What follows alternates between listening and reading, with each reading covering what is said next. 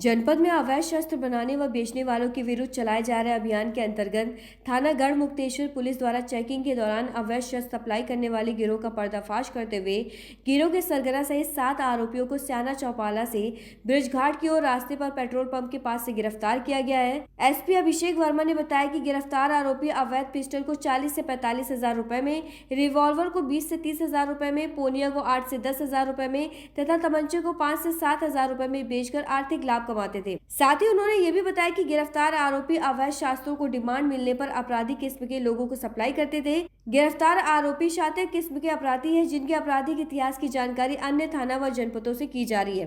फिलहाल गिरफ्तार आरोपी के कब्जे से 10 अवैध पिस्टल, 4 मैगजीन, 3 अवैध रिवॉल्वर, 5 अवैध तमंचे, 2 अवैध पोनिया तथा 25 जिंदा कारतूस बरामद हुए हैं।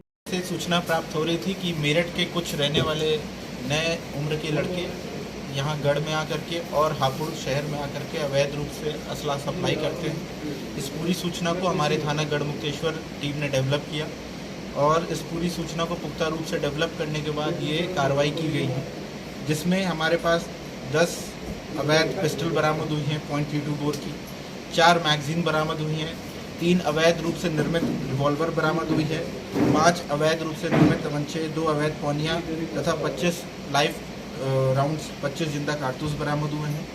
ये सभी जो गिरफ्तार अभियुक्त हैं ये जनपद मेरठ के रहने वाले हैं, नए उम्र के लड़के हैं और मेरठ के 2-3 बड़े सप्लायर जो इनको पिस्टल दिया करते थे और ये बिचौलिए का काम किया करते थे और आगे जाकर के लोगों को सप्लाई किया करते थे।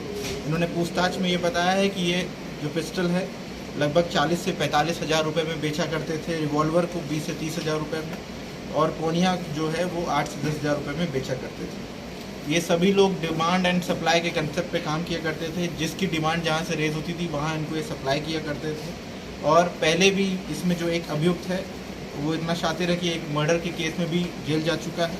और ख़ास बात यह है कि इसमें हमारे यहाँ थाना कोतवाली नगर में एक घटना हुई थी, एक व्यापारी के यहाँ लूट का घटना हुई थी। उसमें एक अभियुक्त जो इनमें गिरफ्तार हुआ है वह शहजाद उर्फ बंटी, तो इसमें बांछेद चल रहा था, जो 15,000 रुपये का इनामी था, वह भी इन पूरे गैंग का सदस्य रहा है और उसको भी हमने अरेस्ट किया हुआ है। तो ये बहुत अच्छा एक थाना गढ़मुक्तेश्वर पुलिस ने काम किया है जो अवैध रूप से। जिस तरीके से ये हथियार बरामद हुए हैं, क्या इनका इस्तेमाल आगामी जो नगर पालिका के चुनाव होने वाले हैं उसमें भी होना था?